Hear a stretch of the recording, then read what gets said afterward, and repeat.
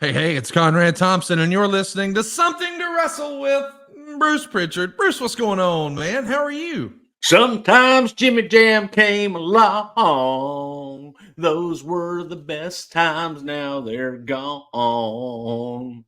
How can you get any better than I am right now? I don't know. It would damn near be impossible. I did that. I was multilingual talented on that. Didn't know that about me, did you? I did not know that about you, but I'm glad to learn, and I am excited for our show today. Our topic is Mick what? Foley. Mick just had a birthday a couple of days ago, and it's probably one of our most requested episodes for us to do an episode on Mick Foley. Have And we done an episode on Mick Foley? No, we've talked a lot about the creation of know. character and the evolution and some of the moments, but not really a traditional profile show. So we're finally doing it today. And I don't know that you and I ever talked about when was he first on your radar? I mean, did you see him in World Class first, or where? I want to say World Class, or there's a guy named Joel Goodhart that had shows that Mick worked on. I saw him there. What impressed me about Mick was his size and his ability to move for a big man. I thought he was very impressive in his work. The one thing that we didn't like was how crazy he was and the bumps he would take, unnecessary bumps that he would take. So from the time that I first saw Cactus Jack, I was a fan. I liked the look. I liked the way that he worked. I liked when I finally got to hear him cut promos. I liked those as well because they were different. So I don't know if it was, I know he worked World Class. I saw him in World Class, liked him in World Class, working with my old friend Gary Young. And so, yeah, I mean, pretty much from love at first sight. I think in World Class, he was still using the name Cactus Jack Manson. What'd you think about that? Leaning into that last name, Cactus Jack Manson. He looked like a Cactus Jack Manson, for God's sakes. I mean, really and truly, if you didn't call him Jack Manson, I mean, to me, that made sense. And you want to make the correlation, you could, but to me, I thought it worked. He, of course, was through a lot of the territories, working Memphis for Bill Watts in the UWF for World Class. And he starts to get a little bit of buzz. And we even see him very early on, even before you were there, working as an enhancement talent for the Bulldogs. Maybe not his most fun match. I think he wound up leaving with a broken jaw that night. Did you ever see that match with Jack Foley in a tag team affair against the British Bulldogs? Yeah, it was horrible. Yeah, it was. It was god awful. The Bulldogs went out. Look, I don't know how many weeks that Cactus had been in the business at that time. I think I was there. I don't know. It was like 85, I think. I think it predates even. It was a train wreck, and Cactus didn't appear to know what the hell he was doing by any stretch of the imaginations. And the Bulldogs simply took advantage of that and beat the hell out of him. When you think back to his territory days, before he's a star, before he's on WCW television, before he's in the WWF or ECW, did you think that there was any chance that a guy like that could make it with Vince McMahon's WWF? Because we've heard for so long that Vince had a certain taste for talent. He liked guys to look a certain way and wrestle a certain way. And well, he just didn't really fit in that traditional box. And we know he's going to overcome all of those sort of preconceived notions and achieve massive success there. But did you when you first really saw him perform, did you just assume, hey, man, he might be successful everywhere else, but no, that's not a New York act? Or did you think that could be possible? Absolutely, it could be possible. You know, Hogan needed opponents. Your champions needed opponents. I looked at him as a great character heel and someone that could work with anybody and everybody. Didn't see him as a baby face at that time, though he had the characteristics of a baby face. He had that smile, the sick sadistic smile that, in my opinion, I thought, well, hell, it did, but could also be a baby face smile that people could really get behind. So yeah, I think from day one I saw him as somebody that could be in the WWE. One of the first big breaks he gets is when he winds up on a Clash of the Champions for WCW. It's national television in prime time on TBS, but he's working with Mil Mascaras. And that at times could be No, yeah, challenging. amigo. No, no, yeah, amigo. No, yeah. No, yeah. No, mi English. No, no, no English. No English. No, yeah. No, yeah. Me. Playa. Probably pretty challenging for a young Mick Foley. And he's trying to, as JR would say, maybe maximize his minutes. He winds up taking a bump that I remember seeing when it happened. It blew my mind then. And the more I watch it, the more impressed and in awe I am. Shock and awe, maybe. The Nestea plunge off the apron onto the concrete. I don't remember seeing a lot of stuff like that before. I mean, I'm sure it happened in territories. I know I've seen, Bobby Eaton take bumps on the floor and things like that. But what do you think of that Nestea plunge onto the concrete? Let me ask you this question. You have a pool, right? Yep. Been in a lot of pools. Have you ever taken the Nestea plunge in a pool? I have. Yeah. Yes. Off the diving board or just Nope. off the side? Just off the side. Okay. Did you enjoy that? Yeah, I got it out of my system, but I don't think I've done it many times. Wasn't the question. Did you enjoy it? Is that something like, oh, hey, wow, this was really almost as fun as when I saw it on TV? No, that was Yeah, not, it sucks. It hurts. it's not ideal. Yeah. Yeah, I did it, man. I got up on a diving board one time and did it. And needless to say, I can remember it because I only did it one time. And that was water. And that was water. And then Yeah. that sucked. Yeah. Because I had nothing to I'm fully committed. Trust fall. Yeah, I'm not doing that either. But it hurts. So yeah, to do that, man, and you're taking a bump off the apron to the floor, that is insanity. That's not, that's not a creative deal of, oh, hey, wow, look at how great this is. That's just stupid. But get you noticed, I guess. He started to get a little bit of a reputation because he works some tours over in Japan. He has some big time matches in Philadelphia, as you mentioned, for Joel Goodhart. He even makes a couple of cameos with Global and Dallas. And he has his big break when he heads back to WCW, and he works with a lot of top talent like Sting and Ron Simmons and Vader. And his matches with Vader in particular were just brutal. In that era, I think I've heard you say before that sometimes, you and some other guys might go over to Howard Finkel's and have some steak burgers and watch the WCW pay-per-views. What did you think of these Foley Cactus Jack matches at the time? I think by the time the Cactus was there, the steak burger days were over. But the unfortunate thing, like I said to Paul Heyman by the ECW after their first pay-per-view, was that, all right, man, unfortunately tonight you exposed your product. And in this case, Mick Foley, was exposed and was on a large format. And it said to us that, ooh, wow, man, I don't want him doing those moves on my watch. And some of it, a lot of it was unnecessary.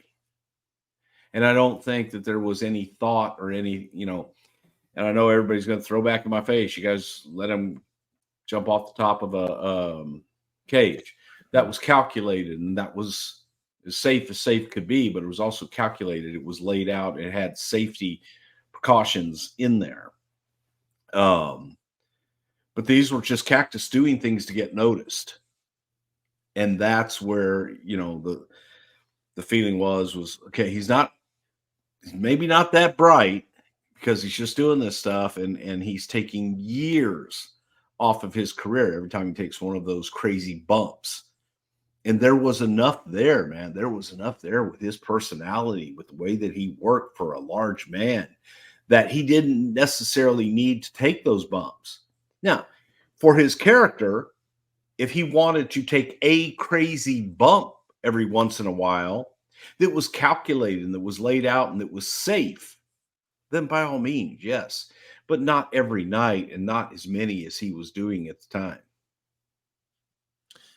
He put himself through the paces in WCW, that's for sure. My man would wind up losing an ear, major concussions. He was even booked to have a silly story where he had amnesia. He's overcoming bad. Maybe just been a shoot. Well, who knows? Who knows? According to his book, even though he's here in WCW, he's still calling and trying to talk to J.J. Dillon, and he's told the same thing every time. And I've heard from a lot of people that this was just sort of par for the course. You had to be persistent sometimes to get your shot with the WWF, and there would be you that have to be call. persistent. Now, look, man, you have to be persistent in life. That's in right. general. Someone tells you no, and you know you can do it, and you really want to do it, and you want it that bad. Be persistent. Don't take no for an answer. Continue to go back. Find another way in. Change something about yourself that can help you get into what it is that you really desire and love and want to do. Have that drive within you and be persistent. So I say that is a life lesson to everybody, that if you really want something bad enough, do whatever it takes. 3 kinds of people in this world: those that try, those that give their best shot, those that do whatever it takes. Guess which one succeeds? I'm curious, in that era, what did it take to get, a little bit of attention? Was it, hey, I'm going to send an 8x10. Hey, I'm going to send a tape. Hey, I'm just going to call. Hey, I'm going to handwrite a letter. Hey, I'm going to pitch an idea or a character. Like, what would you say would have been a best practice? Not now, but way back then. A tape with a follow-up phone call. Okay. Yeah.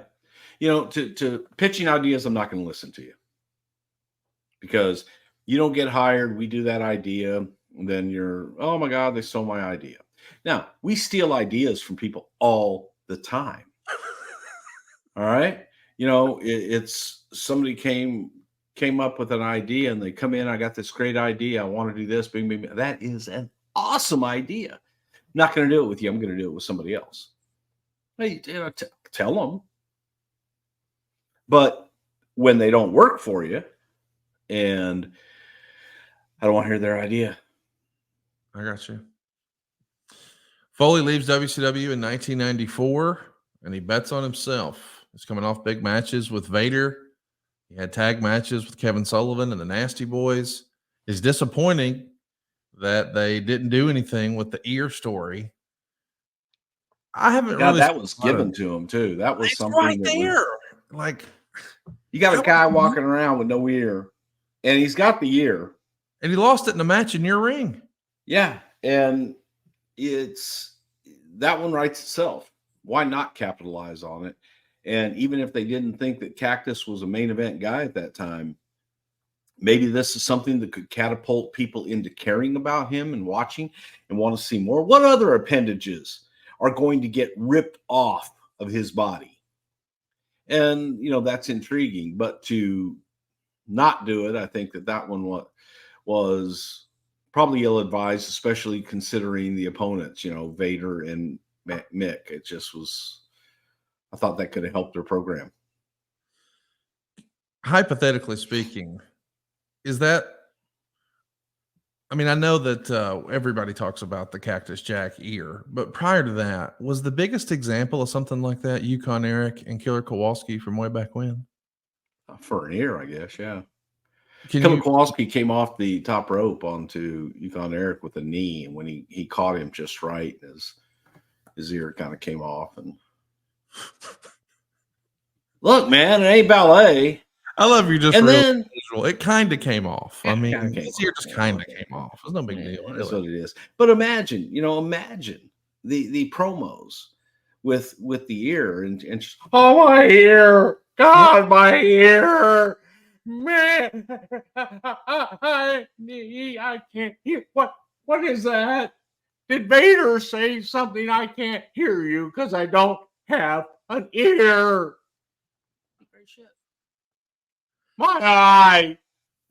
I totally get why. An eye, an ear, a nose. It all works. My nose. I wish we had a Blue Chew ad right now because you could say that for something else, but we'll keep it going. Yeah. What was it about his work in ECW that, or was it just timing when he finally gets the opportunity to come in? Because he had some fun in ECW, but I'm just curious from your perspective, was it just everyone? I mean, because we've heard the stories that other people were really persistent about bringing him in. Finally, Vince acquiesced. And from your perspective, were you watching any of the ECW stuff? Did you like these promos he was doing and the work he was doing there? I was the one bringing them to Vince. Loved them. I'm hardcore. I'm hardcore. And he's riding a little merry-go-round with 4 little boxes on it and things of that nature. It was psychologically tremendous. The promos were very, very sophisticated. Everything he said was true, and then was able to translate that into the ring. I'm hardcore. I'm going to hold on to this side lock for 22 minutes, and then I'm going to get up and I'm going to take him over again. Look, folks, Cactus sounded an awful lot like Terry Funk. Oh, Terry Funk. Okay. It's just in your mind. No, okay, well, that's Bruce's Terry, but it's also Mick, because they were very similar in their delivery. I'm hardcore. Mick had a little bit more of but Terry is Terry, and Terry's who I love and adore, and Mick does too. So I'm sure Mick will approve of me doing Terry Funk as him. So yes, I think that the promos more than anything, and the ability to figure out how to take a hardened, calloused, cynical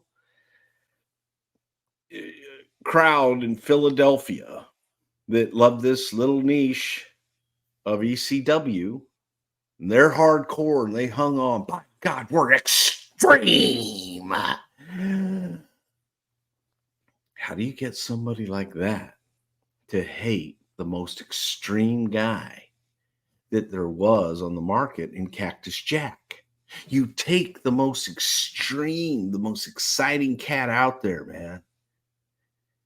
And I'm hardcore. And he grabs a headlock and sits in it. Genius, I thought. I thought it was tremendous. I thought it was great psychology, and was able to understand what made that audience tick. And you take that away from them, and they get pissed because they like their hardcore guy. I want the guy who got his ear chopped off in a match. I heard that Vader took an axe out and chopped it off in the middle of a match. I don't give a shit what you say about it. And then when that guy comes down and just does, an arm drag and grabs a headlock and lays in it, that's good stuff. Oh man, I love when you get fired up. In '95, the rumors of Mick Foley leaving ECW and coming into the WWF start to take form, and of course, we've all heard that Jim Ross was another guy who was pushing for him to come in. And I think JR even wrote in his book that Vince told him he wanted to show him what it's like to have his heart broken, and something like, I'll bring him in, but only if we put him under a hood. Got to cover up that face. Does any of this ring a bell, or is this just telling some stories? No, but I know this can be hard to believe. It wasn't just Jim Ross. Right. I don't know. I did it single-handedly. I got it all done single-handedly. Just figured out everything. I had the whole deal done. Yeah, without me, it wouldn't happen. No, there were a few of us that were really big fans of Mick Foley, and I had met Mick. Vince didn't want to meet Mick. Told me literally, keep him away from me. I don't want to meet him, because Vince didn't think he was very bright because of the way that he worked with the dangerous, unnecessary bumps. And when you talk to Mick, you find out very quickly that a picture does not necessarily represent, what is behind that person. And Nick is an extremely intelligent individual, one of the funniest guys you'll ever want to meet, but just genuinely kind and genuinely in love with what he does. So Mick had a passion, and I had actually seen that, and I thought we can harness this.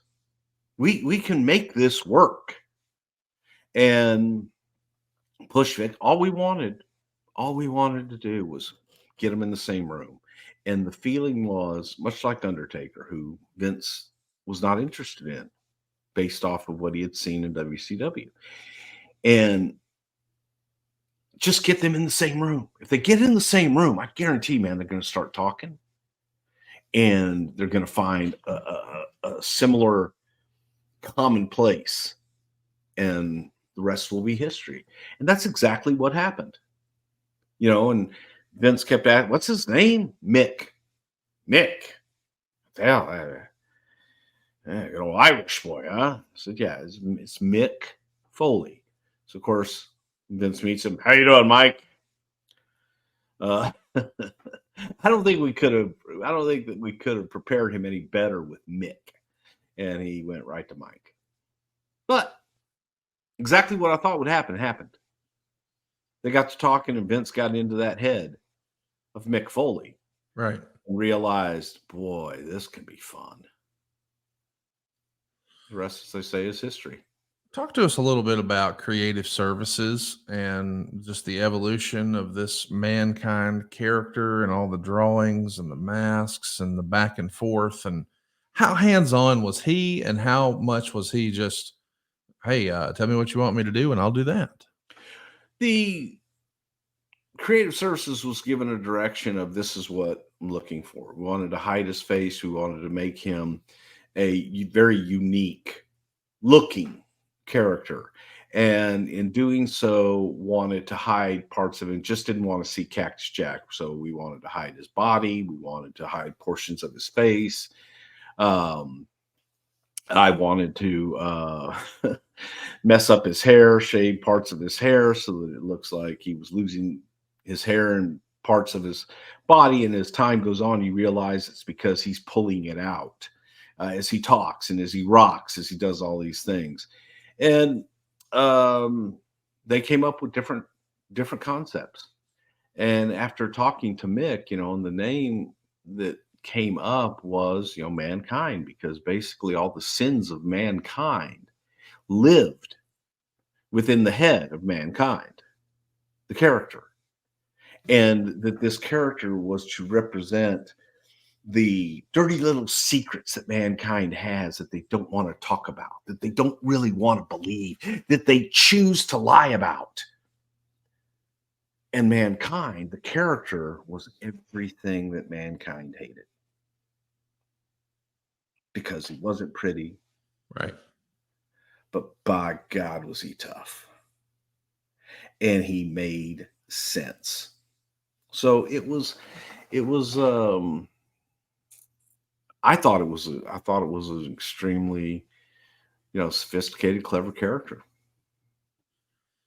Do you remember sitting with Mick and you guys sort of talking about, hey, what would this guy do here and what would he do there? Because there's so many little things about the character. Like he comes into one entrance music and he leaves to another exit music, and the noises he makes and the way he does the mandible claw and cradles the face near his face so you can see both faces at the same time. And even like the rocking back and forth and pulling out his own hair. I mean, there was a lot of little nuanced stuff that he's doing with this character, and that feels like that would have been a collaborative effort. Can you talk to us a little bit Yeah, about that? it was, throw Jim Cornette into that mix as well. And, Jimmy's the one that gave him the mandible claw. And it was talking about different ways to present him, that you have this frenetic entrance, but at the end, after he's gone crazy and he's demolished his opponent, now he becomes calm with the nice little piano music. And, oh no, did I hurt him? I hope I didn't hurt him. And he goes to, petting his opponent as if he's sorry for what he did. The music is the trip. The music is what makes him just flip that switch back to the kind, gentle soul of mankind. And it gave him dimension. He wasn't just a sick, frenetic freak all the time. No, he built up to that to get into the ring, and that's what made him successful. But then when the music flipped, you saw, oh, he cares. Oh, what a nice man. And that was, a lot of that was a big collaborative effort. I mean, everybody added their 2 cents, from pulling the hair out to the rocking to the holding him and all of that. It was definitely a collaborative effort. And, Jim Cornette, throw him in there because Jimmy helped out a lot in those nuances as well. This is going to be the first time that we see Mick Foley working with a mask, and this isn't like a regular lucha mask. Talk to us a little bit about the mask and the way it was constructed, and were there a lot of different versions of this that you recall? Because I know, like on the original sketches that we would see, it was almost more like a Hannibal Lecter type thing. You guys went with something a little different here. Yeah, But I think the original was almost just a Hannibal Lecter type thing. I got you. The thing with that, a lot of times when artists get involved in things and costume designers get involved in things, they just want to look at the look. Oh, doesn't it look cool? Then I always ask, okay, when you hear this sound, what happens? Ding, ding, ding. That goddamn bell has to ring. Right. Can you breathe and work in that? Well, and so the functionality of it is very important. And so it went through a lot of dimensions to get to the point where, okay, he's got to be able to breathe. We can't obstruct his mouth. We can't obstruct the nose, and make it so that it's cool, but also so that, he can work in it and do some crazy shit. And it's not going to come off, and it's not going to, look crazy. It looked crazy, but it was different, man. It was a different, it had to also look restraintive, as if this mask is hiding something, but more than anything, it is something to symbolize, restraint on him. Because if that mask comes off, oh, holy shit, the mask makes him normal. I got you. Now, one of the sketches we just saw had a December 1995 date, and we know that he's actually going to debut the Monday after WrestleMania 12. So that would have been April of 96. Let's talk a little bit about, what happens in that little gap right there. I mean, are you guys trying to figure out, hey, what is the right story and how do we introduce him? Or did you know right away we're putting him with The Undertaker? We first of all, we just wanted to introduce character. Right. And how do you introduce the character to the masses and make them care and anticipate the arrival of mankind? I think all of us pretty much agreed that his first logical opponent would be The Undertaker. Big guy, monster, and that people would accept that pretty readily. But more than anything, we want to get the character over. So you get the character over by doing vignettes with him that air week after week after week, and you get a little bit into the psyche that is mankind. So when we're talking about him working with The Undertaker, I know at this point, boy, The Undertaker has had to work through some pretty stinky creative. I mean, he was with lots of less than awesome opponents. Now he's got a guy who's willing to push the pace and the limits of what's possible. I mean, this had to be exciting for the real life Undertaker to see, wait, I'm working with that guy who did that crazy shit over in Japan and in WCW. Yeah, give me Cactus Jack. Well, it's funny. He didn't want to do any of that shit with him. Right. He really wasn't sure, what Cactus brought to the table until he got in the ring with him. But I will say this: after the first time that Cactus jumped Taker and they had their brawl, Taker came back and go, "We're going to have fun." That's because awesome. he just felt that chemistry. What did you and well, I guess Vince think of his deathmatch stuff in Japan? We sort of glossed over that, but I mean, there's been rumor and innuendo that hey, Vince was going to do something with FMW and Onita, and we're going to have some exploding stuff and blah blah blah. We know it never happened. Because it was never considered. Okay, Onita will tell you. It's kind of like when you hear things, and this was something else came up. It's like when you hear things about Jerry Jarrett and shit. They brought me in to run the office. All these things never happened. Never happened. Did Onita come in to meet with us about doing business back and forth? Yes, he did. Were we ever sitting there going, God, what if we had a bomb match?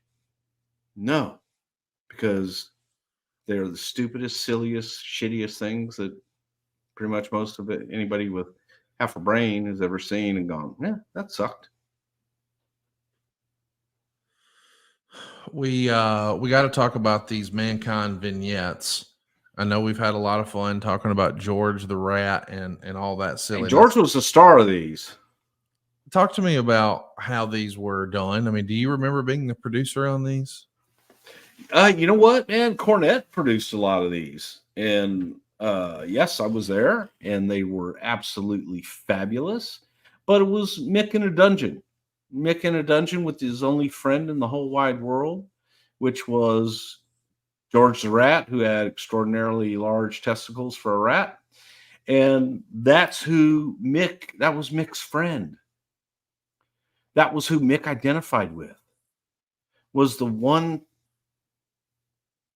breathing soul that cared about mankind. Now, Mick would ask you that question, man, did he care about mankind? Because every once in a while I feed him a cracker. Every once in a while, if what I've got in here is a little too tough and I just can't chew it anymore, I give it to George. He doesn't complain. He likes it. He teaches me that maybe sometimes, mankind, it's okay. You just got to be a little more patient and chew it. You'll get it down. It's sustenance. It's good for you. And that's what helps mankind get through the day. Is my good, close, personal friend, George. He's a rat. It gave you an insight into the soul of mankind. And you felt for him because his only friend in the whole world was a rat in this room. And by God, when he escapes that room, there's going to be a lot of people that are going to try to be his friend, but more than likely won't understand him and will end up being his enemy.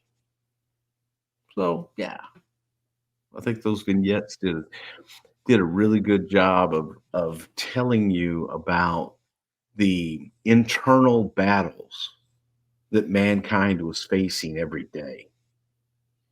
And they're no different than the battles that people every day face. God, I got to go to work today. Is my boss going to be an asshole? Should I be an asshole back? Or should I just suck it up and do my job? God, I had to wait 20 minutes to get gas. It's a long line, but I saved 4 cents. Woohoo. I mean, you ever do that, Conrad? Sorry, off topic, but on topic. Is where you look and you go, hey, this gas is only up here $8.36 a gallon. But look, the one across the street is $8.37. No, I've never. $8.36. I've never priced gas. No. A lot of people do. No. I mean, it's a No, I said that's what I mean. A lot of people do. I'm not constant conversation. I mean, I hear it all the time, but I hear it from guys who drive $150,000 pickup truck, and I'm like, really, bro? What are we talking about? That's my point too. And it's like my kids will drive 20 minutes to go save 2 cents a gallon on gas. Silly. I'm like, You blew it. Yeah. Yeah. So those kind of lessons that you could get from mankind in a dungeon with a rat. I just want to give some context to where we are too. He's debuting the Monday after WrestleMania 12. This is the same era where Razor Ramon and Diesel are packing up to head down to Atlanta. So there is a bit of a shuffle. You've got Steve Austin coming in, WCW, then ECW, and now here he is as the ringmaster. We've also got Mick Foley coming in. He was Cactus Jack in WCW and ECW. Now he's going to be Mankind. This is an interesting time for the company, is it not? I mean, the spring of 96, there's a lot of moving parts. Yeah, the summer of change. Yeah. And it really is. It's just, it's the evolution, and things are changing and everything's changing around you. And a lot of new and a lot of different. So if there was ever a ideal time to bring in a character like Mankind, this was it, because there was a lot of new and a lot of different all around. It's funny too to think, like we know that he starts as Mankind and the character really evolves and we all fall in love with Mick Foley. But we know that the ringmaster, he's not long for this world. And thankfully we didn't get stuck with Chili McFreeze or some of these other terrible names that were, just on a list somewhere.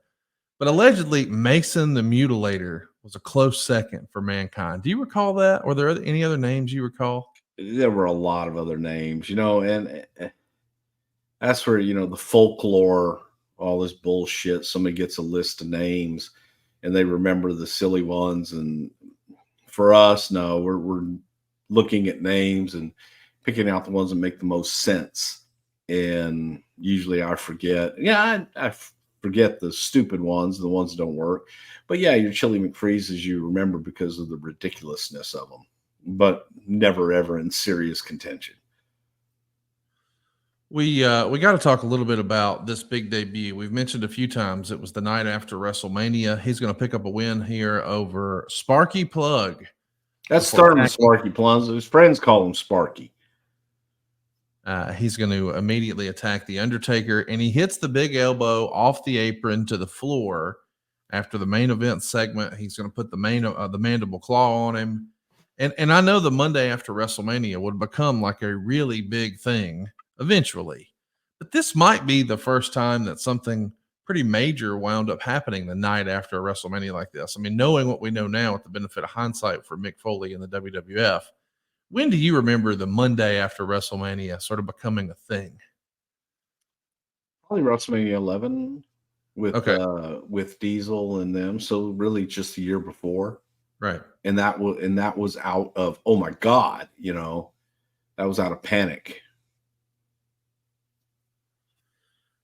Talk to me about that camera shot. I mean, in talking to Mick Foley, he loves the way that camera angle, you see him flying off the apron. Silva's doing a good job here producing, and we can see the imagery here of him flying off the apron onto the canvas. I mean, it makes it look even more devastating than if you were to look at it, from regular eye level. I'm sure that's something that's discussed ahead of time. Is that a collaborative effort where he says, hey, what if, and then we're working with production? Or just talk me through how we get a really great shot like that really enhances it and I think makes him a star night one. Sometimes it's just luck, and you're getting from the perspective of the person receiving the maneuver. So if you're going to get from that perspective, you want to get down low as you can so you can see them coming at you. And you get, again, that perspective of the competitor that's getting creamed. Sometimes it's just luck, man. What do you think Vince's reaction to sort of night one, the first time we've seen him live and in living color? What do you think he thought of this Mankind character? Everybody was happy. Everybody was ecstatic, man, because again, it wasn't just what he did and so on and so forth, that particular angle. It was the feeling that is hard to put into words. When Undertaker comes back and says, this is going to be fun. I'm looking forward to working with this guy. So that in and of itself is like, oh yes, we've captured lightning in a bottle. Let's go forward with this and have fun with this. Well, let's have fun with our friends at Manscaped. Ladies and gentlemen, it's my pleasure to announce that the Smooth Sack Summer is officially upon us. That's right, Smooth Sack Summer. When you're playing in the summer sun, make sure you're groomed from pubes to bum. Thanks to our friends at Manscaped. You can make this season your smoothest yet. The Performance Package 5.0 Ultra is the ultimate bundle to keep your boys cool downstairs while looking hot. The 10 million men worldwide who trust Manscaped with our exclusive offer can get 20% off plus free shipping when you go to manscaped.com and use our code STW. Summertime and the trimming is easy. Manscaped's Performance Package 5.0 Ultra has everything you need to prepare that summer bod. Every guy knows how scary it is when you're going for a close shave down yonder. And that's why we trust Manscaped for all of our sensitive areas. Inside this package, you'll find the true star of the show, the Lawnmower 5.0 Ultra. It's got not one, but two interchangeable next-gen skin-safe blade heads. How about that? You got a standard one to take a little off the top and a brand new foil blade to help you go smooth wherever your heart desires. Also got a couple dual LED spotlights to provide the contrast on multiple skin tones. You've got 3 length setting combs. Oh, and did I mention this dude's waterproof? Yeah, you can shave your sack at the beach. That's what Silva does. At the lake, well, guilty. Or the shower, like old Brucey. This razor will even devour the strongest pubes. And now that you've got the perfect haircut, let me tell you, Manscaped's got all your liquid formulations covered too. How about the Crop Soother? It's an aftershave lotion. What about the Crop Preserver? Boy, that's Mrs. Silva's favorite. It's anti-chafing ball deodorant. You see, once they touch your sack, you'll never go back. Manscaped even threw in not one, but 2 free gifts in the Performance Package 5.0. It's the Manscaped Boxers and the Shed Travel Bag. If you're looking for more wet products, say no more. The new Buff Bundle is all you need to keep the summer heat a breeze. You got a silicone scrubber and body wash. So ditch that nasty ass loofah and grab a taste of freshness. Get yourself 20% off plus free shipping with the code STW at manscaped.com. That's 20% off plus free shipping with the code STW at manscaped.com. It's smooth sack summer, boys. Get on board or get left behind. So let's talk about the first big match. You know, it's one thing to have a big moment on a house show or have some vignettes on TV or even have a fun angle to close Monday Night Raw, but it is another to be on pay-per-view against The Undertaker and get the win. The Undertaker lost very rarely in this era, hell, ever, really. And now Mankind's first outing is not just a win, but with his finish, the Mandible Claw. And they got plenty of time, 18 minutes and 21 seconds. Meltzer really dug the match too. He gave it 3.25 stars. He said The Undertaker was more aggressive than usual. It was a wild and stiff match. Maybe it was a little long, but boy, what a special moment it was. I mean, nobody really expected this. Paul Bearer expected it. Turns on The Undertaker. Fans were shocked by the finish. What do you remember of this special moment in all 3 men's careers, really? Well, what do you expect from a man who sets his place of work on fire while he's diddling the owner's wife and setting up the oldest son of the owner and stealing his youngest son? Paul Bearer is a man that cannot be trusted. Now, a handsome man, obviously a ladies' man that women just couldn't keep their hands off of. But of course, if you're Undertaker and Paul Bearer sees a prettier new shiny object, he's going to go there because he saw Mankind as a younger, pliable version of the Undertaker. And by pliable, I mean someone that he can take and mold into something that is benefiting Paul Bearer. It's pretty gross when you think about it. Who do you think, or how was that idea first presented? Who deserves credit for the idea of let's have Paul Bearer turn? And then what were people thinking? I mean, was Paul comfortable with it? Was The Undertaker comfortable with it? I think the idea, well, it was a collaborative effort, but it was the idea being that Undertaker needed to kind of, as a babyface, be out on his own. And having a manager, and especially a manager like Paul Bearer, was holding him back as a babyface. If you have Paul Bearer turn his back on Undertaker, gives instant credibility to whoever it is that he's going with. Hence, Mankind. And that was, absolutely, it was just timing. It was the right time. It was a special moment, man, and we're off to the races. I mean, we've made a guy now. I mean, he's just stepped right into the Undertaker's lore, and they're going to have some fun rematches all across the house show loops, lots of television segments. But maybe the most memorable rematch of this period, before we get to some maybe silliness, is SummerSlam, because we do a match that I guess in theory is on Mick Foley's home turf. One of the big concepts behind this Mankind character is he's always in the boiler room. So we're going to have a boiler room brawl at SummerSlam 96. And we've talked a little bit about this match before.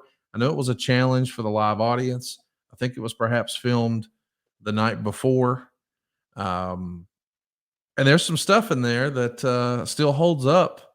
I mean, this is really one of the first times we saw a match like this in the WWE. What'd you think of it at the time? And do you think it holds up all these years later? I thought it was great at the time. I thought it was very different. It was unique. It was a different presentation that people could, get inside, and it was a gimmick match in a gimmick environment. But you could also give them the finish. You could also go out and be able to give them the finish in the arena. So I thought it was a hell of a match. They busted their butts in there, and I thought it paid off in the end, because while you're in the arena and you're having to watch this match on a screen for the majority of it, you still got the finish out in front of the people. So that was something that was special in and of itself as well.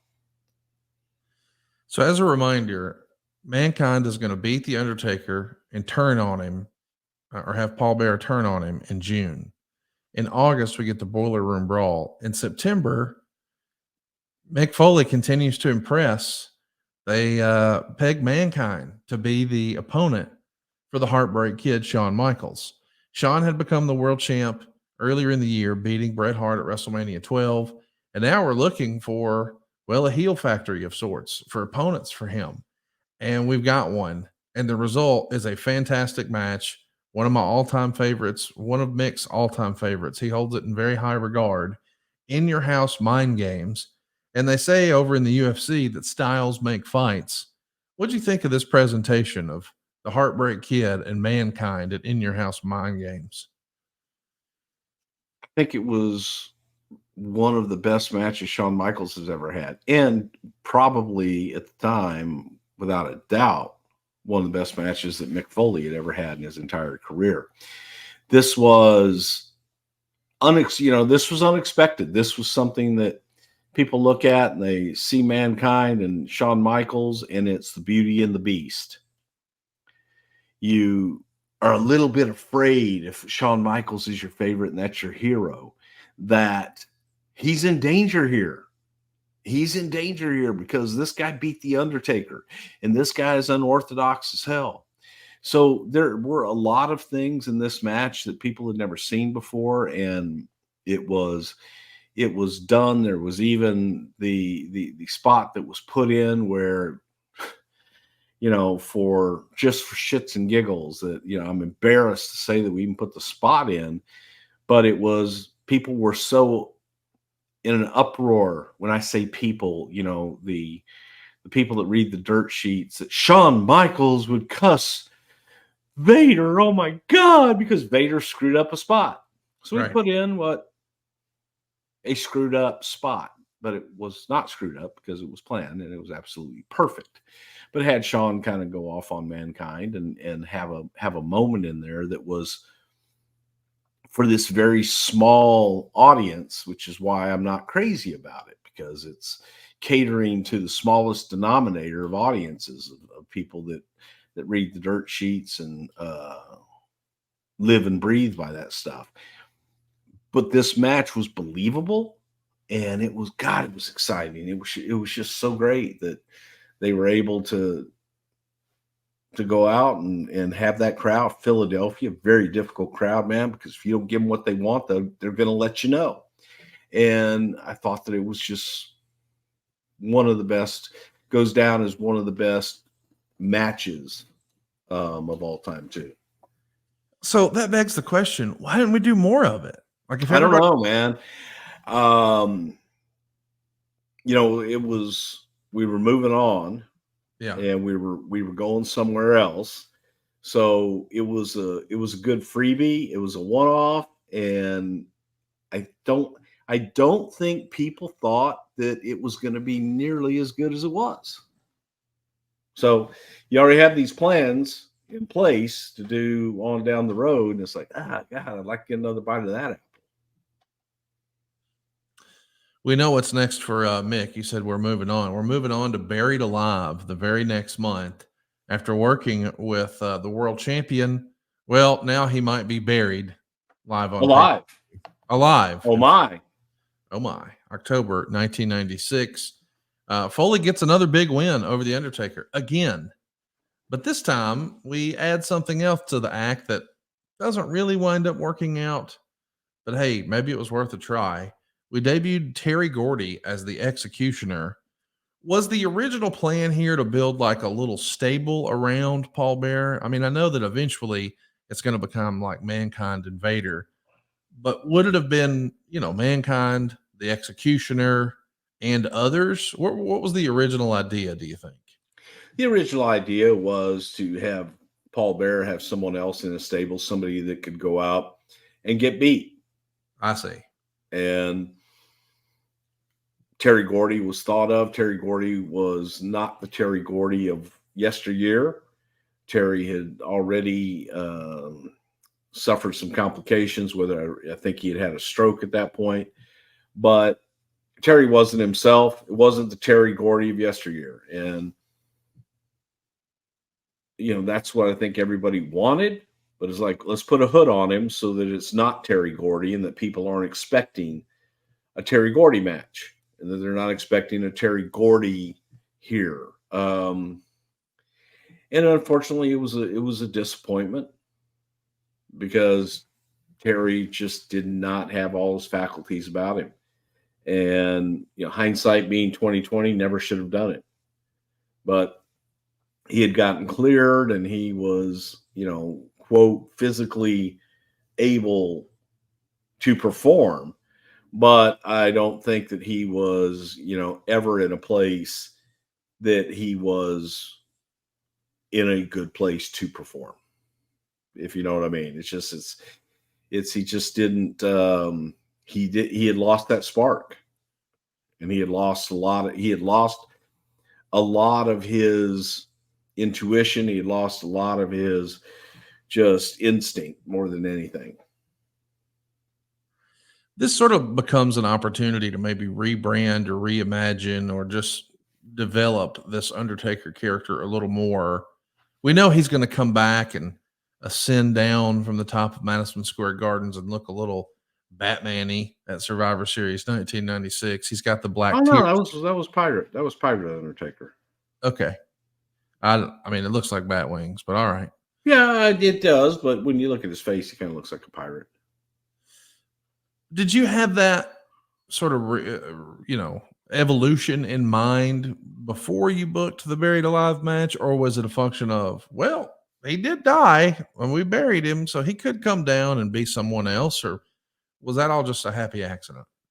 Well, we always tried to change his look up. I mean, he's the Undertaker, and we would change it up. We splash a color here, splash a color there, change something up in his gear, what have you, change his hair. He had the teardrop for a while, makeup on, makeup off. There was always an evolution of the Undertaker, and this was simply going to be the next evolution of the Undertaker. And that's what it was. We know that Taker finally gets the win back over Mankind at Survivor Series in Madison Square Garden. At that point, did it feel like, hey, we've done this to death? This feud started in April. Here we are in November, because they're both kind of going to go their own separate ways from here. Was Undertaker tired of it? Were we just out of ideas, or was it just time to move on? He'd seen a lot of it by this point. It's time to give it a little bit of a rest. Let's just remind everybody, they wrestled at the June pay-per-view, and then they're going to wrestle again at the August pay-per-view, and then at the October pay-per-view, and now the November pay-per-view. So we've had 4 pay-per-view matchups with these folks in just 7 months. And on the other side of this Undertaker feud, Mankind's sort of just treading water for a little bit. Now, he does get to work with Terry Funk a lot at the Royal Rumble in San Antonio. I'm sure that was a blast for both guys. But he's really just thrown into a tag team with Vader. And Mankind's first WrestleMania moment isn't with The Undertaker. It's a tag match with Vader taking on Owen Hart and Davey Boy Smith. But it's sort of a heel versus heel tag team. And I know WrestleMania 3 and the whole card got shuffled up and changed up when Shawn tripped and lost his smile somewhere. But when you think about WrestleMania 3. 13. Okay, I'm sorry. Thank you. I got lost for a minute. WrestleMania 3 happened to WrestleMania 3. So was there another idea before Shawn lost his smile, darn it, and everything got turned upside down? For Mick? Well, it just feels like heel versus heel tag team. That feels like, okay, we got to get these guys WrestleMania payday. Hey, I mean, the answer to the question, yeah, a lot of shit got turned upside down. When Shawn lost his smile, Shawn didn't perform as to what we had thought we were going to do. So, yeah, I mean, it kind of, the domino effect. It just, they start dropping. So you've got to change a lot of things and don't always have the time to do it properly. So sometimes a match is going to be ice cold and put them in there and just look at what you got. Go with star power. Mick Foley told us that Jim Cornette offered him a match at WrestleMania against the wild man, Mark Mero, and Foley turned it down. Do you remember that? I mean, Mick was pretty honest in saying, you know, he came in for a much smaller contract, as did Austin, and they too had just left WCW, just like Mark Mero had over there. Of course, he was Johnny B. Bad. Johnny B. Bad came in on a better contract, and Mick maybe took that personally, but it wasn't Mark's fault. Like, that's not something you can hold against the guy. But still, he was able to be honest with us and say, I probably should have handled that a little better. But the idea of turning down a singles match at WrestleMania just seems crazy, right? Yeah. But I think he had a better match with Owen and Davey Boy. Oh, for sure. You know, and the other thing, you know, I'm sure you didn't ask the follow-up question to Mick. Hey, Mick, how much did you make that year? Right. Now, how much your contract was for? Yeah. How much did you make that year, Mick? And I think if you were to compare it to Mark Mero, that I think Mick might have been on the better side of that. Of course, we know coming out of WrestleMania, The Undertaker is the WWF champion. So that maybe was something we didn't plan for when we were first thinking about WrestleMania 13, but it's a good sign for Mankind considering their history. And who better to be The Undertaker's first challenger at the following pay-per-view, In Your House, Revenge of the Taker. It's Mankind and The Undertaker. Oh, no, it's not. That honor goes to Bret Hart and Steve Austin. But Taker still wins his match clean, and then he's going to light Paul Bear's face on fire. Oh, my God. Yeah. Why are you laughing so hard? Why are you laughing so hard? Come on. Nah, it took a fucking can of gasoline and a blowtorch and 40 barrels of oil to get that thing to light. I mean, there were some fireball issues for sure. Uh-huh. Not an easy day at the office. Foley's going to find himself working with a young upstart who, man, is just maybe not having the best experience. Having debuted at Survivor Series, here we are now in May of 1997, so we're 6 months in, and fans aren't really behind Rocky Maivia, but this will be the first time we get to see Mankind and Rock. This is wouldn't be the last, though, by God. Isn't it fun to look back and see that's what it looks like? Show that again, Silva. That this is what it looks like in 1997. But just 2 years later, These guys are battling for the world title and having brutal, devastating matches. Neither one of the characters look like this at this point. Yeah. But that's just like that, and it changed. Isn't that crazy to think about how fast things were changing? I think that may have been the last time that Rocky Maivia was Rocky Maivia in that match. I think.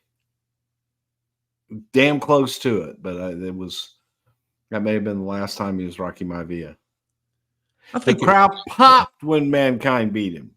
he's the bad guy, Yeah. eating the white meat baby face, and fans Right. want none of it. It's amazing. I mean, what a great story. That's great. I love it. Man, Conrad, I was telling somebody this the other day. I was sitting there, I was very pensive, and somebody was like, "You okay?" Yeah. I said, "No." I said, I'm sitting here just in awe of myself from the standpoint I've never had to work, and I have, but you know what I mean. I love what I do, and good, bad, indifference. I love what I do. So it and the funny thing is I was just asked about that match the other day on Tuesday. Small world it is. We've got Bret Hart and the Hart Foundation and Steve Austin really taking shape. Paul Bearer starts doing promos talking about the Undertaker's brother. Mankind's just sort of on the outside of all this. But then something magical happens in the summer of 97. There's a series of sit down interviews that JR would do. And we got one with the real life Dustin Runnels and his wife, Terry. Of course, we've seen them on television as Goldust and Marlena. And now it's time for Mick Foley, aka Mankind, to sit down with good old JR. And we see the dude love footage for the first time and hear that story. And Mick has said and even wrote that these interviews are the ones that maybe sold Vince McMahon on him as a performer and this as a character. What do you remember of these sit down interview segments that aired on Monday Night Raw? Classic.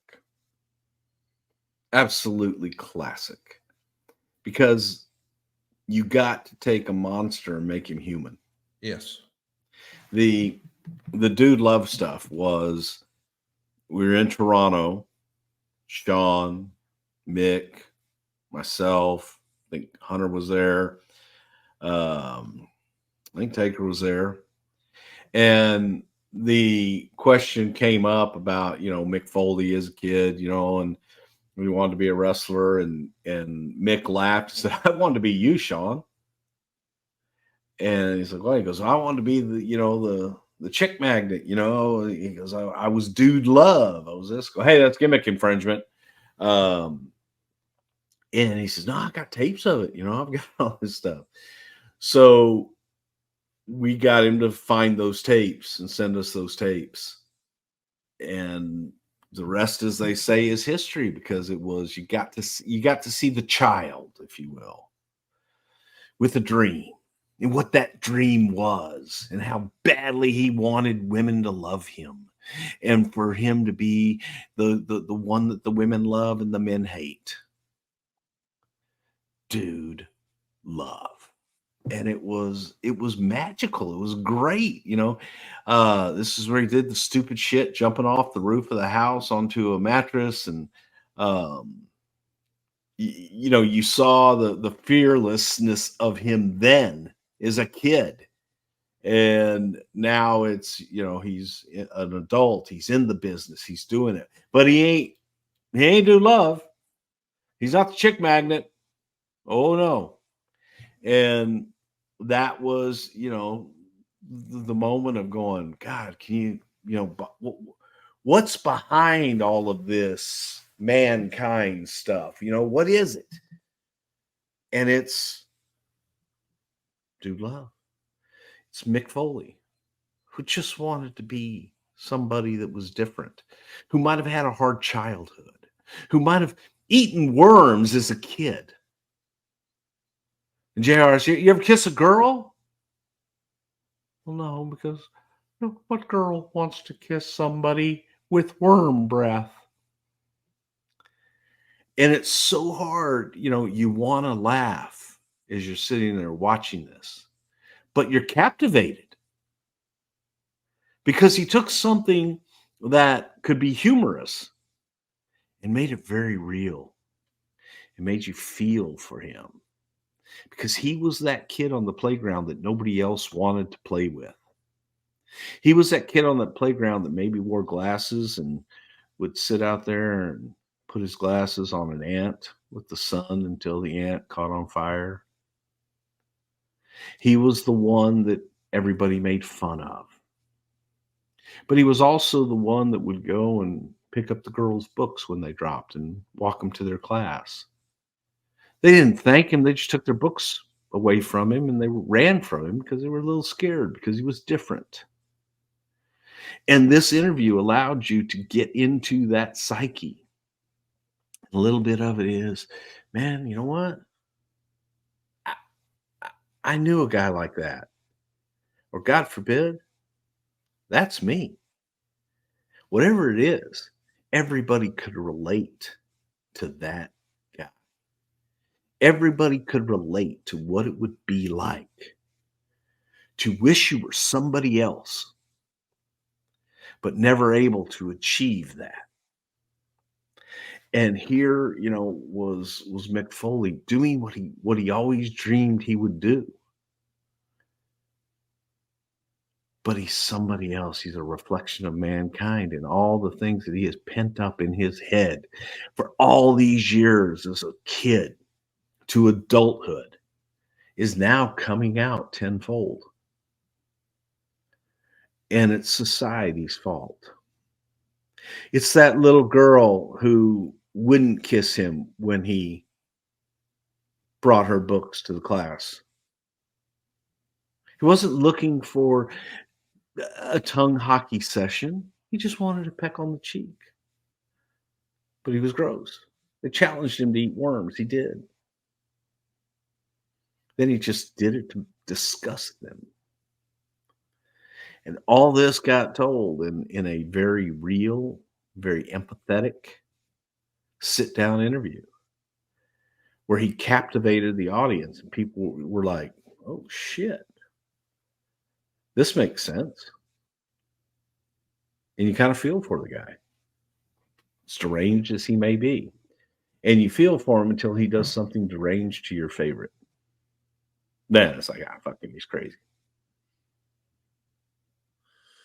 Well, you'd be crazy if you're hurting for certain and you're not reaching for theamazingkind.com. Oh, yeah. This is something that Bruce and I have been big fans of for a long, long time. And listen, we do have some ad copy here, but Bruce, I just want to give you a minute to just talk about The Amazing Kind, because I know this is a product that you really use in your real life and you love it. Well, if you take a look here on your screen, if you're watching on YouTube, I got to tell you, man, the pain relief balm and the CBD freeze, game changers. Game changers. You hear about all these other kind of pain relievers and things that you just put on and all your pain is going to go away. No, this gets in deep. This gets in deep where the pain is and helps you through your day. It works fast. It gets in there and you are going to love it because you're going to feel it immediately. I use it for my shoulders. I use it for my elbow, which is where I'm at right now. It helps me get through my physical therapy sessions so much better, so much faster, because I have the relief from the CBD that I can get it in better places. And it helps my physical therapy and it helps my just rehab in general. And then they got something real good for sleep as well. Absolutely, they do. The CBD topicals are what Bruce is talking about, but the infused oils, the CBN, man, I really want you to try that. I have had no luck over the years getting my dad to have a regular night's sleep. I got him some stuff from theamazingkind.com, and they had sedative effects in the CBN here. You see, it's been associated with sedative properties that brings about a state of relaxation and calmness that's conducive to helping you fall asleep. But also, CBN can help extend the duration of the sleep. So that's the issue. If you have trouble with night awakenings and you can fall asleep, but then you're tossing and turning and fighting some maybe even low key insomnia, man, the amazing kind can help. We're big fans of the topicals, but man, the infused oils, I just get such great responses from anybody I put on with this. If you're having trouble with sleep, with focus, with pain, man, the amazingkind.com can hook you up. And we've got a special offer for you. I want to remind you that the founder actually used to work in the wrestling business. He was a producer and an editor for the WWE way back when, working on commercials and marketing. So he's one of us, one of us. And they've got a high quality range of topical balms and creams and gels, everything you need for your muscles and joints, but also the infused oils and soft gels for that mood support and sleep. And the amazing kind infused oils are made from all natural, sun grown hemp and then infused with nutrient dense MCT oil. We love this product for real, and we want you to try it. You will feel better for real. Go right now to theamazingkind.com. You're going to get 20% off all of your orders when you use our promo code WRESTLE. One more time, the address is theamazingkind, KIND.com. Use our promo code WRESTLE. You'll get 20% off. It's a winner. Every product there, go try it. You'll be glad you did. So let's talk about Mankind Man. He's here in the King of the Ring 1997. Now, he wasn't in the tournament in 96. He just beat The Undertaker and took his manager. It was a special moment. But now, here we are, and we've got, I guess that was SummerSlam where that happened. Whatever.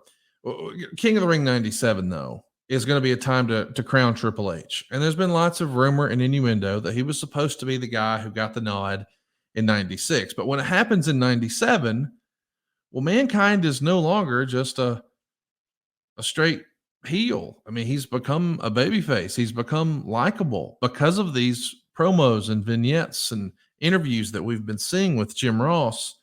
We're starting to see a different side of him. But that's always been kind of confusing too. Like the whole sympathetic babyface thing about the worms and being picked on and all that and wanting to be dude love. Like you feel bad for him, but then at the end he attacks Jim Ross. So that's kind of heel stuff. Is it? I love heel you. Stuff to who? Is this tweener behavior? Is that sort of a hallmark of the Attitude Era where it is a little more shades of gray? It's not as black and white. It is shades of gray, but I do think that attacking Jim Ross probably was that step towards being babyface, because during this time you have such a anti-authority feeling. And Jim Ross definitely was that authority and that establishment figurehead. You know what I mean? Yeah. So he was the guy that was play-by-play guy. He was the guy that you don't touch. So by touching him, that kind of helped push Mankind over the edge to that baby face. And immediately, once he got Jim down and took Jim out, he was very concerned. And he's going to need some help. Help. Jimmy's going to need some help here. You know, just classic stuff. It works to the point where when he comes out, does his entrance at King of the Ring, he gets some cheers. And they keep it going the next month. Canadian Stampede. We reviewed this in the archives. One of the best shows of all time. Go out of your way to see it. And Mankind and Triple H actually opened the show. They set the tone maybe for the rest of the show because it's a crazy brawl. It ends in a double count out, and cameras actually follow them and show them brawling throughout the arena for the rest of the night. I mean, they're outside and everywhere else. I like this feud. And when you really think about what Foley has done in his first year, really, he's got this fantastic feud with The Undertaker, and it feels like we're along the way. We have interesting matches with Shawn and teaming with Vader and taking on Owen and Davey Boy. We have a couple of matches with Funk. We work with a young Rocky Maivia, but his next real feud, I mean, this is it with Triple H. Man, you want to talk about the next generation. Again, we're in 97. So on the other channel, Scott Hall and Kevin Nash and the NWO are getting hot. We got to have this new generation, pardon the pun, really step up. And these guys did in a major way. I mean, they were made for each other, Triple H and Mankind, no?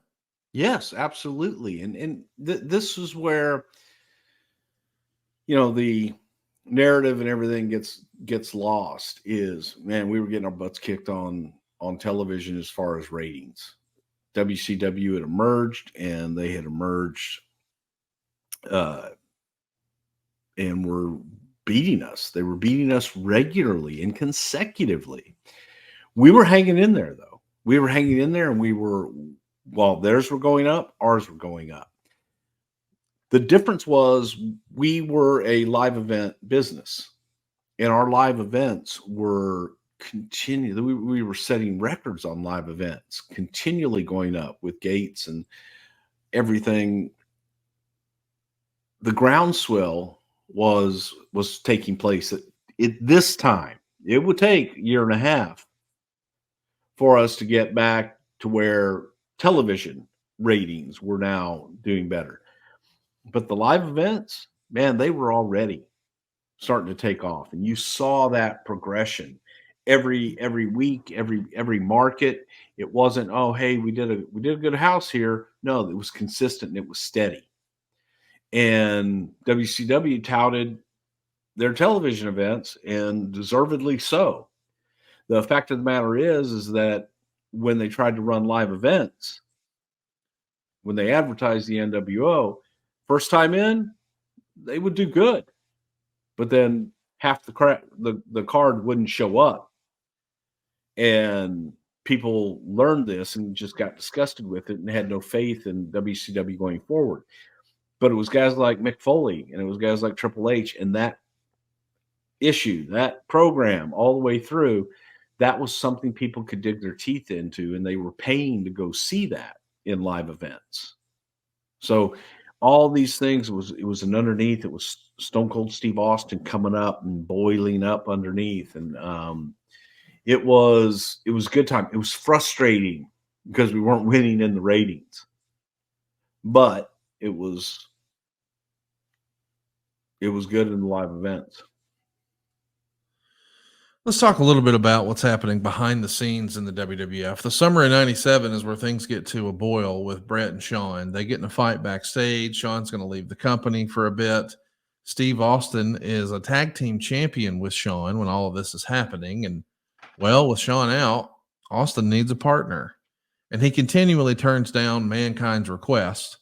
But while he's defending the tag titles against Owen and Davey Boy, we look at the Jumbotron or the Titantron, and we see Dude Love make his debut. How happy and proud were you and Mick and everyone to see Dude Love make his television debut? It all came full circle. San Antonio, Texas, man. It was great. And I was happy for Mick. He finally got to realize that childhood dream. Not everybody gets to do that, and on the biggest stage of them all. So, yeah, I was happy for Mick. I thought it was pretty damn cool. It's super cool. And believe it or not, Austin and Dude Love win the tag team titles. Dude is very over. I mean, fans absolutely love this. And of course, in talking to Mick over the years, he said that, well, eventually he realized there's just not much to this character. There's only so much dancing in the corner you can do with a little fake in the knees and all that. Did you think that Dude Love would have a short shelf life as well? Or did you think, hey, this could be the new gimmick going forward? I looked at it as it could definitely be a new personality when you wanted to bring it out for Mankind. I thought that it was something that, during this time, this was also where we're looking at it going, we got Cactus Jack in this whole menagerie. So what really hadn't emerged yet was Mick Foley. We had done Mankind, we had done Dude Love, wanted to get to Cactus Jack, but you think about it, we really hadn't gotten Mick Foley yet. So the feeling was that, yeah, man, Dude Love would be great. I don't see him doing it every week, but we did think that Dude Love could be something that is one of the many personalities of Mankind. So we know SummerSlam 97 is going to be a major moment for Mick. He's going to be wrestling Triple H, Hunter Hearst Helmsley. They're going to open the show in one of the last big blue steel cage matches. I know that we would see this cage return, but I think in subsequent times it might be black. But the big blue cage here, Mankind climbing the cage, tearing open his top to show that heart tattoo of Dude Love on his chest, jumping down on Hunter with his own version, I guess, of a superfly splash that we had heard so much about in these interviews with JR. It's a big win for Mick, but maybe the bigger news is later in this same show is when Austin's hit with a tombstone by Owen Hart and he winds up injured. And that means the tag titles are going to have to be vacated. Talk to me a little bit about what it meant to you, you think, to Mick and this character to have him have his own Superfly moment. But then, how disappointing is it that we don't get to really pay off whatever the plan was going to be with this Austin Dude Love tag team title run? Well, for Mick used to go with his friends and hitchhike to Madison Square Garden to see the monthly live events in Madison Square Garden, and Mick was there the night that Jimmy Snuka did the famous dive off the top of the cage onto Don Morocco. And that was a big deal to Mick, man. That was one of those moments where it's like, yeah, yes, that's what I want to do, man. That's what I want to do. And for Mick to be able to recreate it in his own version and his own homage to lovely brother Jimmy Snuka, then yeah, it was pretty cool. I think for Mick, man, that was one of those moments that he will never ever forget. We were worried, can you do it? Mick's knees and hips and everything else were not in the same kind of shape that Superfly's were. But Mick did it, and I think that it was incredible, and it was one of those moments that people will never forget. And I dare say it's got to be in the top 5 greatest moments in Mick Foley's career. And believe it or not, Mick Foley is actually in the ring as Dude Love when Austin finally hit that first stunner on WWF management. Of course, it was Jim Ross. I'm sure seeing Dude Love in the ring and Austin stunning JR, boy, you had fun with that then, now, forever. It's always fun to stun somebody that is an authority figure. And how about the infamous Madison Square Garden moment? Cactus Jack finally makes his WWF debut. It's going to be in a Falls Count Anywhere match against Triple H. But the reaction to Jack coming on screen is one of the bigger ones. This is something you guys spent a lot of time with on the Titantron. We would see Dude Love having a conversation with Mankind, and all of a sudden, they introduced Cactus Jack. How proud of you, or how proud were you of the production and just the delivery of this? I mean, this was a major moment for Mick, for Triple H, for the WWE, really. Oh, I loved it. Absolutely loved it, because this one was a labor of love. This one was the point where you have someone interviewing themselves and is someone else. And then, but wait, there's somebody else that lives in here too. And you bring out the one that's never supposed to really come out of that deep, dark recesses of your mind. And that was Cactus Jack. Cactus Jack was the last resort because he was the most dangerous. He was the one that was not controllable. And here he was, live and in the flesh. We know that it's a special match. Foley gets the win with a pile driver through a table. The legend of Cactus Jack in the WWF is born. And we're going to stop it right there because there's so much more that we need to talk about Mick Foley. And, well, we'd have like a 30-hour show if we covered his entire career here. Let's do a few questions. SH4037 over on YouTube, which you can be a part of. All things Bruce Prichard are at somethingtowrestle.com. So be sure to hit the subscribe button and we'll go live sooner rather than later. But SH4037 wants to know, which rivalry do you think had the biggest impact? Foley with Taker, with Orton, or with Hunter? I mean, he had some great matches with all three. Some great stories with all three. Which one do you think is your favorite of all? I think Undertaker, because Undertaker put mankind on the map. If the Undertaker, the first program with Undertaker had failed and not done as well as it did, there wouldn't have been a Randy Orton or a Hunter. Edman 1820 says Mick has recently announced that he canceled his plans for one final match. What are your thoughts on that decision, or why he thought it was a good idea in the first place? So he's not doing one last match. He's not. Thank God. I think that's a smart move. I think that, you know, I don't know what it is about this business. Everybody thinks they've got one more match. And there have been people that have had these incredible send-offs only to completely, you know, crap all over them by going in and having one more match years later. The audience, and this is my opinion, the audience wants to remember their favorites as they were. And they want to see them go out on top up here in his best. Usually when you're going out, you're not what you were when you were younger. But hopefully you're at a point where you're comfortable going out, you still have something left in the tank, and you go out. But when you come back 10, 15, 20 years later, whatever the hell it may be, and you do one more match, and people look at you and they feel sad. And I don't think that that's how I know that's not how most want to be remembered. They want you to remember them in their prime.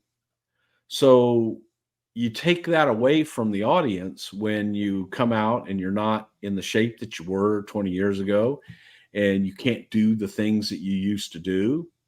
So I'm happy that Mick has decided against it, because Mick Foley, at whatever age he is now, he can't do the things he used to do 20 years ago.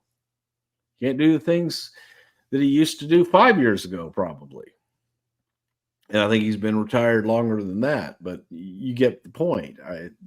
It's a disappointment to see guys come back out and do, well, I got one more left in me. And they see him and they go, ugh.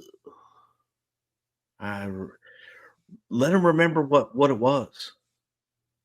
Go ahead, and it's okay to ride off into the sunset. Still be around doing something else, but not trying to relive your glory days of being in the ring and doing all the things that you used to do, because by God, Father Time don't do no jobs. Undefeated. We had a lot of fun today talking about Mick Foley. We're going to keep it going. In the coming weeks, we're going to be talking about Bad Blood 2004. It had a Hell in a Cell match with Triple H, Shawn Michaels, and Chris Benoit. We would also see Kane in there with Chris Benoit. We got Edge and Eugene and Jonathan Coachman on pay-per-view. That was a real match. Can't wait to bust Bruce's balls about that. Oh, and how about in the coming weeks too, another Ask Bruce Anything. We had so many questions. We want to get more of those in. If you've got a question for Bruce, the best place to ask it is right now on this video, somethingtowrestle.com on YouTube. That's where we're soliciting for questions, and we'll hit you right here on Something to Wrestle. Tell your friends that Something to Wrestle, after all those years on Friday, is now a Monday show. Be sure to hit that subscribe button, turn on the notifications bell so you know when we've got a new show out. Bruce, I don't know what I'm looking forward to more, busting your balls about Eugene or doing Ask Bruce Anything. I know which one you're looking forward to, though. What are you going to do to my balls again? Bust them? Why do you want to do that? It's just fun. Just something to do, something to pass the time. Okay. By the way, if your business targets men 25 to 54 years old, no better place to advertise than right here on Something to Wrestle with Bruce Prichard. Find out how affordable it is at advertisewithbruce.com. Also want to remind you that we got some new merch and some new swag available for you at somethingtowrestleshirts.com. It's not just shirts. We got doot fanny packs and everything in between. Check it out at somethingtowrestleshirts.com. But one more time, if you've got a question about Bad Blood 04, or you've got a question about any wrestling, or not even non-wrestling, maybe you want to talk to Bruce about his Hall of Fame karate black belt status, You can do that. Somethingtowrestle.com. Bruce, you got a big trip coming up, don't you? Yeehaw! Back to Scotland. When was the last time you were there? With you, right? Yeah, I think so. Isn't that crazy? Yeah. I mean, here Looking we forward are. to it. Glasgow. Coming your way, man. Glasgow, can't wait. Any final words for us today, Bruce? Sometimes Jimmy Jam came along. Those were the best times. Now they're gone. Don't forget to go and check that out. Freebird Road on YouTube, because I want to get the numbers up just to drive Michael Hayes crazy. I love it. Check it out. Freebird Road. We will link it in the description for today's show. Thousands of people watched it last week. We hope that I know. That's great, right? And we'll be back next week. Busting Bruce's balls, taking your questions. Hit them right now. Somethingtowrestle.com. Rock on. Hey guys, Eric Bischoff here. Now, if you need cash without the controversy, the team at savewithconrad.com can help. But don't take my word for it. Hi, my name is Richard Smith. I'm from Moss Point, Mississippi. One of my friends at work said I just been refinancing and my interest rate was 9%, and he said he got his for 2.3. So I said, well, maybe I should try. Got a hold of Diane. She kept in touch the whole entire time. We owned 2 houses, and we rented one out, and my renter quit paying, so we gave it back to the mortgage company. And because we did that, we had to wait 3 years for an FHA loan to go back through. The one thing that Conrad said on his podcast was, we'll never tell you no. We might say, not now, this is what we need to do, and we'll make sure we get it done. Well, prime example, 3 years. And when they say no money out of pocket, there's no money out of pocket. They figure it out. But like, she was so quick that, don't worry about this, I got this one. That's what impressed me the most. My name is Richard Smith, and I saved $700 a month to SaveWithConrad.com. And unlike the dirt sheets, these reviews don't lie. With over 1,000 5-star reviews, find out for yourself how much Conrad and his team can save you by checking out SaveWithConrad.com and do it today. NMLS number 32416, equal housing lender. SaveWithConrad.com.